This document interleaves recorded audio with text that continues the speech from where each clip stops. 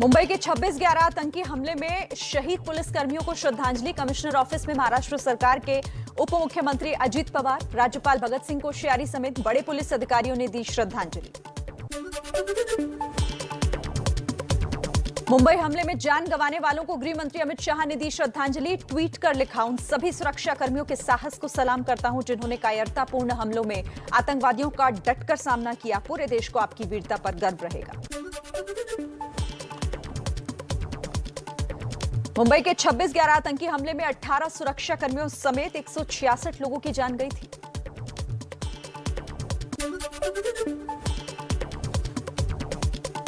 कृषि कानूनों के खिलाफ किसान आंदोलन को आज एक साल पूरा हुआ। दिल्ली की सभी सीमाओं पर प्रदर्शन स्थलों पर बड़ी संख्या में जुटने लगे किसान।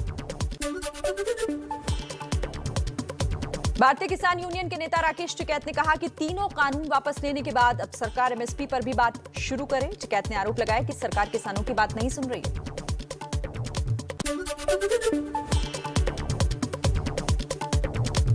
किसानों के बॉर्डर पर बड़ी तादाद में किसानों के जुटने की आशंका के चलते दिल्ली पुलिस ने अपनी तैयारी पूरी की। बैरिकेडिंग के साथ बढ़ाई गई जवानों की तैनाती। दिल्ली पुलिस ने लोगों से गाजीपुर बॉर्डर से होकर ना जाने की सलाह दी है।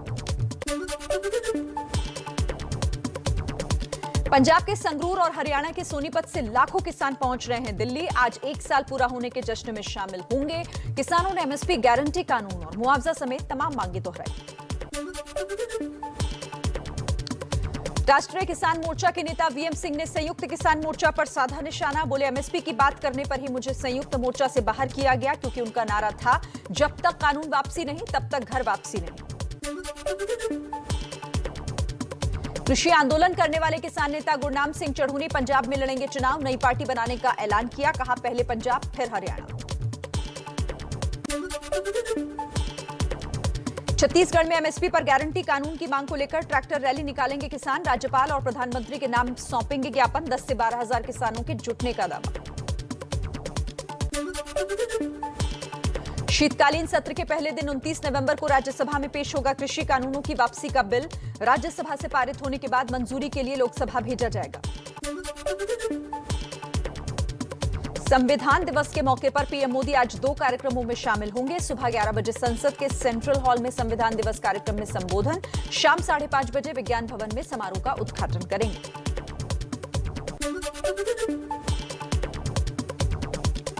संसद के सेंट्रल हॉल में होने वाले संविधान दिवस कार्यक्रम को राष्ट्रपति, उपराष्ट्रपति, प्रधानमंत्री और लोकसभा अध्यक्ष संबोधित करेंगे।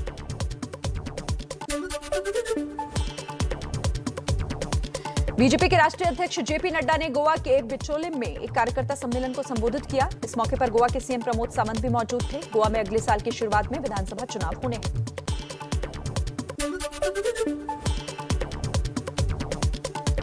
मणिपुर में बीजेपी अध्यक्ष जेपी नड्डा संविधान गौरव अभियान की शुरुआत करेंगे। बीजेपी 6 दिसंबर तक देश भर में अभियान चलाएगी। सभी राज्यों के जिला मुख्यालयों में कार्यक्रम आयोजित किए जाएंगे।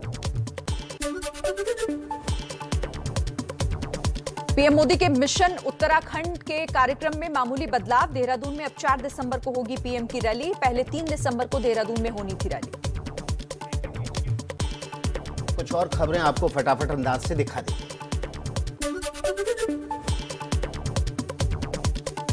यूपी में आज से सदस्यता अभियान चलाएगी कांग्रेस। 1 करोड़ नए सदस्य बनाने का लक्ष्य। 15 दिन तक चलेगा सदस्यता अभियान।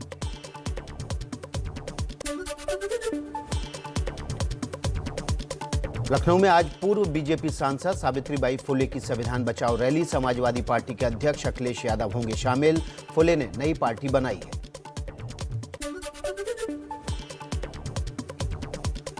दिल्ली विधानसभा का 1 दिवसीय विशेष सत्र आज। कोरोना टीकाकरण प्रमाण पत्र या कोरोना जांच की नेगेटिव रिपोर्ट लानी होगी। साथ जरूरत के मुताबिक सत्र का समय बढ़ भी सकता है।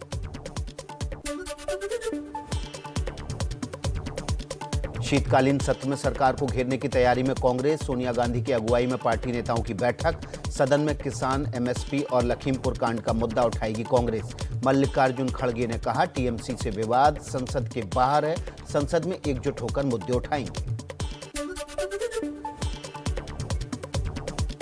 संघ प्रमुख मोहन भागवत ने फिर उठाई बंटवारे की बात। कहा, विभाजन को खत्म करके ही मिटेगा विभाजन का दर्द। देश का बंटवारा कभी न मिटने वाली पीड़ा है।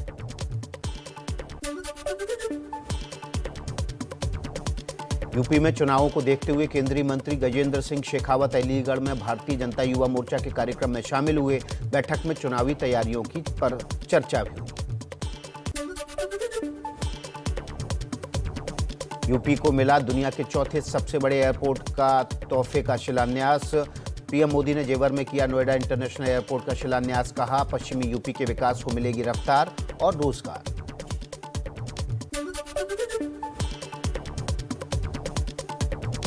जेवर से पीएम मोदी विपक्ष पर निशाना साधते हुए कहा, पहले की सरकारें सियासी फायदे के लिए सिर्फ घोषणाएं करती थीं।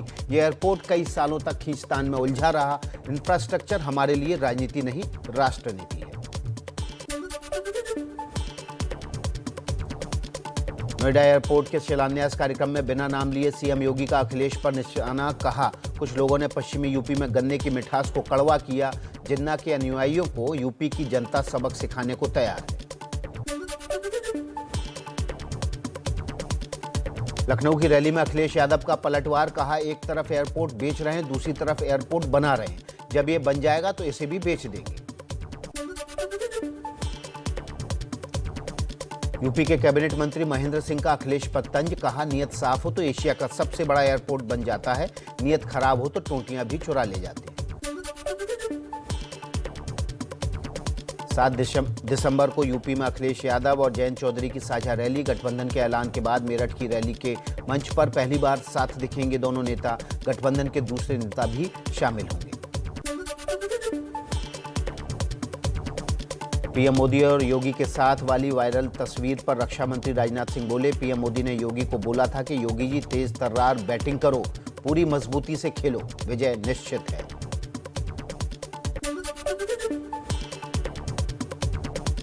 यूपी के जौनपुर में एआईएमआईएम सांसद ओवैसी का भड़काऊ बयान। बोले, किसानों की तरह मुसलमान भी सीएए के खिलाफ सड़कों पर उतरकर प्रदर्शन करें, किसी हाल में लागू नहीं होने देंगे सीएए और एनआरसी। यूपी सरकार के दर्जा प्राप्त राज्य मंत्री रघुराज सिंह का विवादित बयान। कहा, मदरसे से निकलते हैं आतंकवादी, मौका मिला तो सारे मदरसे बंद करा दूंगा। कांग्रेस ने कहा, गोडसे किस मदरसे से पढ़ा था।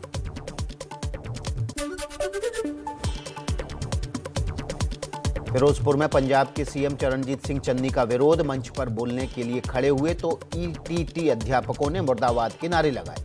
काफिले पर पथराव भी हुआ, बिना उद्घाटन किए लौटे। कांग्रेस प्रदेश अध्यक्ष सिद्धू ने पंजाब में अपनी पार्टी के सीएम चन्नी को दी धमकी। कहा, ड्रग्स और बेअदबी मामले की रिपोर्ट सार्वजनिक नहीं होगी तो करूंगा भूख हड़ताल। पंजाब में आम आदमी पार्टी को एक और झटका। राजकोट से विधायक जगतार जग्गा कांग्रेस में शामिल। आपके आधा दर्जन से ज्यादा विधायक पार्टी बदल चुके हैं।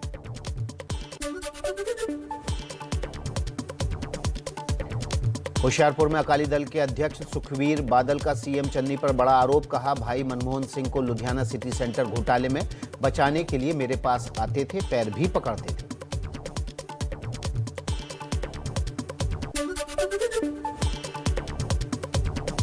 पंजाब के पूर्व सीएम कैप्टन अमरिंदर सिंह को बड़ा झटका। पटियाला के मेयर संजीव शर्मा नहीं हासिल कर सके विश्वास मत, पद से हटाए गए। पक्ष में पड़े थे 25 वोट। कैप्टन बोले, धोखे से सस्पेंड किया गया।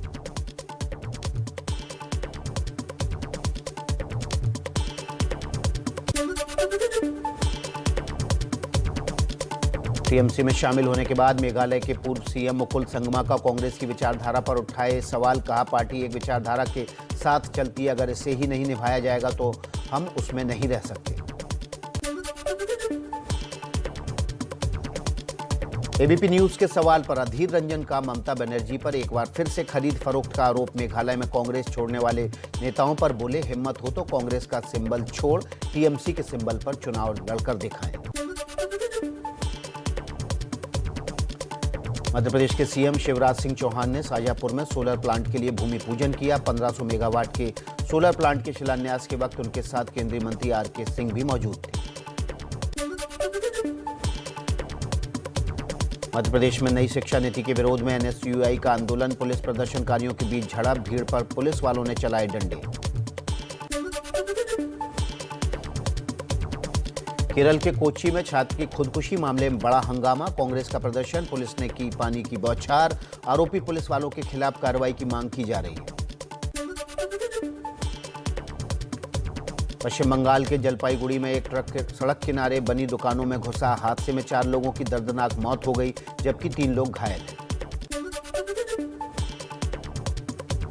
कर्नाटक के चिकबालपुरा में टमाटर की खेतों के चारों ओर कटीले तारों में करंट आने से एक किसान वसंत रवाडा की जान चली गई। गुस्साए लोगों ने तार लगाने वाले किसान अश्वथ राव की पीट कर हत्या कर दी।